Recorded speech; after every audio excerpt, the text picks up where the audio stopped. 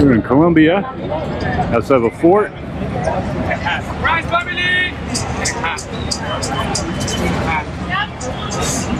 Doing a city tour.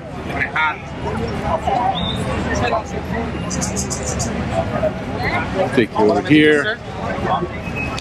No, thank you. The price here, Scott on Columbia.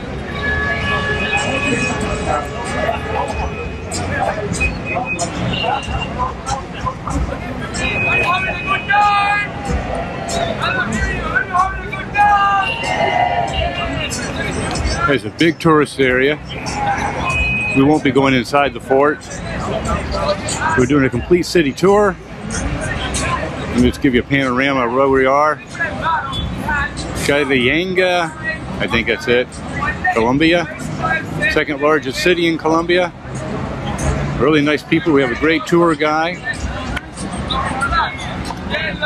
Oh yeah, I forgot that. Sorry about that little dip. My screen clears out on me, I forgot that. I just have to touch it to reactivate it. So, sorry about that dip. Alright, let's see what else we got.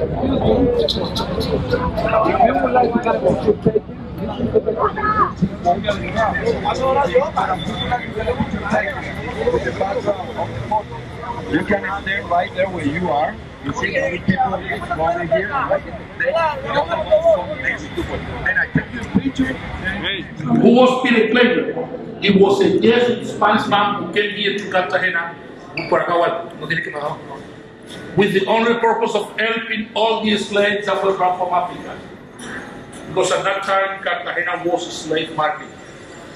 Because of the job that he did, because he was the only one that took care of the slaves, for that reason he was called Peter Claver, the slave of the slaves.